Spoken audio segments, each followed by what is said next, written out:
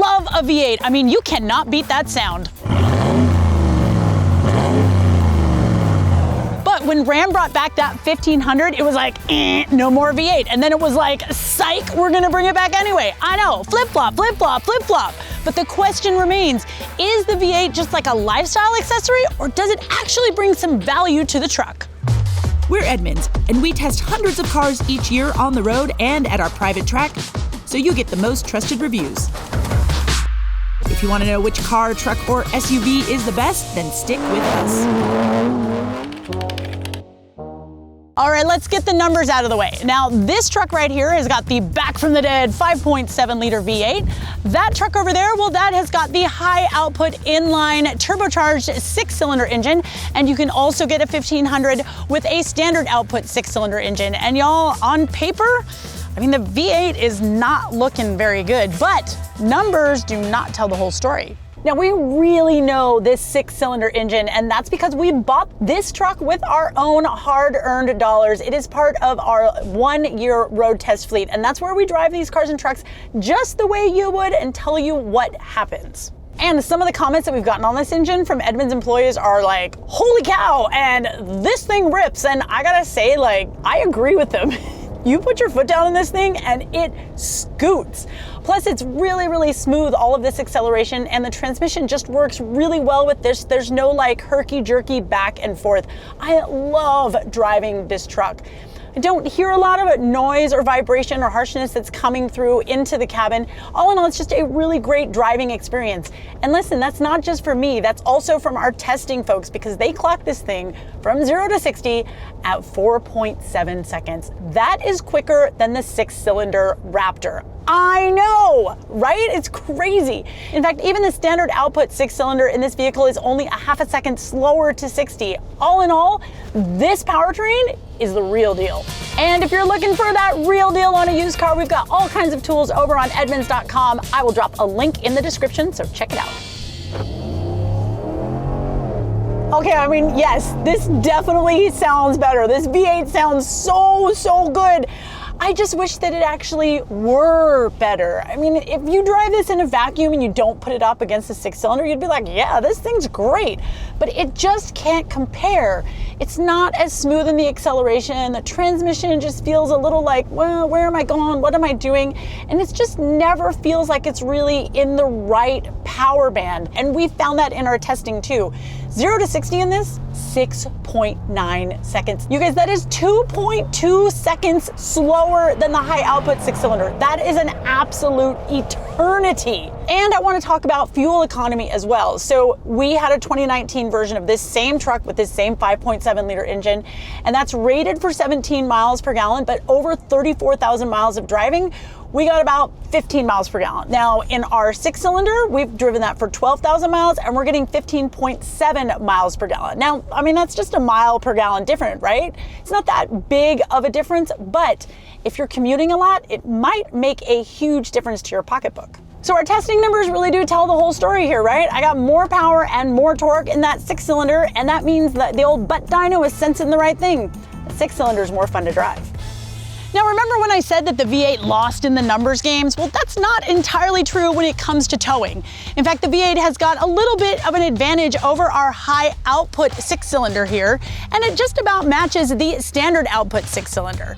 I mean, look, this guy, it's a little bit too high strung to tow more than 10,000 pounds, and I know you're probably not gonna be towing 11,000 pounds with a truck like this, but still, what I wanna know is, does that extra capacity actually translate to a better towing experience? So I've got an EV and a trailer worth about 7,000 pounds when combined, and I got a grade of 7%. So let's go see what happens. So we're gonna get on to the 101 here. Ooh, acceleration feels really good. I don't even feel like I'm towing a trailer back here. I mean, yeah, it's only 7,000 pounds, but still 7,000 pounds is quite a bit of weight. This also will detect how long the trailer is automatically. So I've got a little icon here that says 20 feet, and it's turned on my blind spot monitoring to account for that trailer. So I'm not gonna like bust into anyone over here when I try to change a lane. I mean, I'm up to 55 in no time flat, even towing this trailer. So right away, I'm really liking this Inline-Six. So on these upper trims, the only gearing that you're gonna get is a 392 in the rear, and that's great. So there's nothing between this vehicle and the V8 that's gonna give either one an advantage when it comes to gearing. Ram does offer a lot of little towing goodies, kind of a la carte. So this one's got the towing mirrors, which is really nice. They stick out super far, so I can see exactly what's happening on each side of the trailer. This one's also got a trailer brake controller and a reverse guidance. So all of those things you can kind of get a la carte, but on some models, Ram will package it all together. So it really depends on which trim level you're getting. Ram does not let you use the hands-free eyes up system while you're towing, which is perfectly fine with me, but it does let you use the adaptive cruise control. No, thank you. I will do it all myself. Thank you, Ram.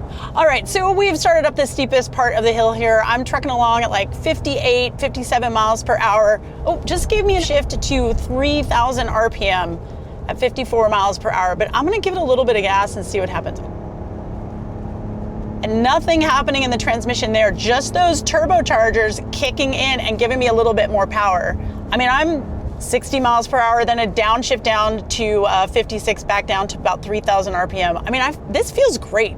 I feel like if I need to get past a truck, which I'm going to need to here in a minute, I'm just gonna need to give it a little bit more gas. I might get a downshift, I might not, but nothing is going like off the rev limiter. So I feel like we're right in this power band here. Nothing feels bad.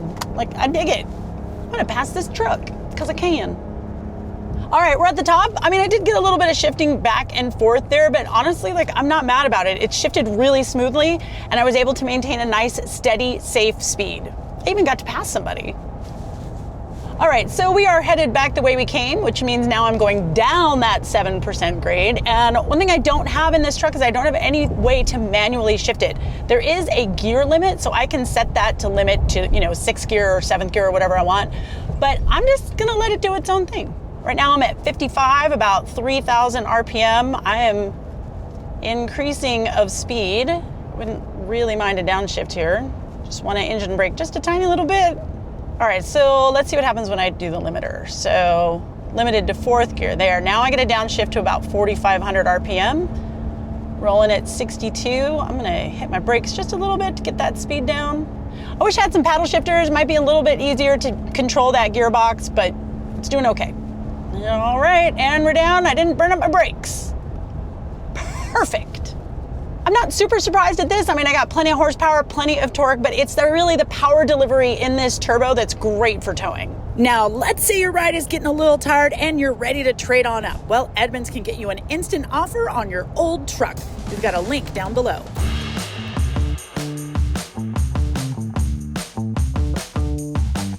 So let's see what happens as we get on to the highway. I need to accelerate. It's not as quick. This V8 is not as quick accelerating onto the highway. I mean, I was getting on the highway in the 6-cylinder at like 60. I feel like this engine is working. I'm only up to 55, but all right, here we go. All right, cruising at 58, about 3,200 RPM. Ooh, I got an upshift, cool. I don't have those wide towing mirrors in this one, but these mirrors stick out pretty far, so I don't really feel bad about it. I'm gonna use my blind spot monitoring, let this Lexus go by, and let's try to pass this truck. Oh, I got 2 gear downshift and it still is not quick. Okay, yeah, I'd have to get up to 70 to pass this truck, which I don't wanna do, so we're just gonna tuck in here. But this V8, since it's naturally aspirated, is just relying on what's happening inside that engine block, right? Where with those turbos, I've got that extra exhaust air coming in. I just get that little bit of extra oomph that really helps while I'm towing. All right, we are headed up the grade now. We're gonna try to keep it again to like 57, 58 miles per hour. We haven't quite gotten to the steep part, so I'm at 58 at right around 2,000, which is pretty good. It does feel a little laggy. So let's see when we get a downshift. All right, we are on the steepest part of the grade right now. I'm at 52, right under 3,000. Oh, 51 at 3,500 RPM. This thing is working. But I want to get up to 58. Oh my God. That's 4,900, 5,000 RPM, 55 miles per hour. And yeah, this thing is loud. It really feels like it's working. It really feels like it's working. I mean, it's doing it. My water temp is fine. I don't really have a gauge right now for my transmission temp, so I don't know where that is, but y'all, it is 5,200 RPM at 58 miles per hour, and finally an upshift to 4,000. So it's like the V8 is fine when it gets there. It just takes a lot of effort to actually get to the speed that you want. Whereas in that Inline-Six, it's just smooth, easy, really, really easy.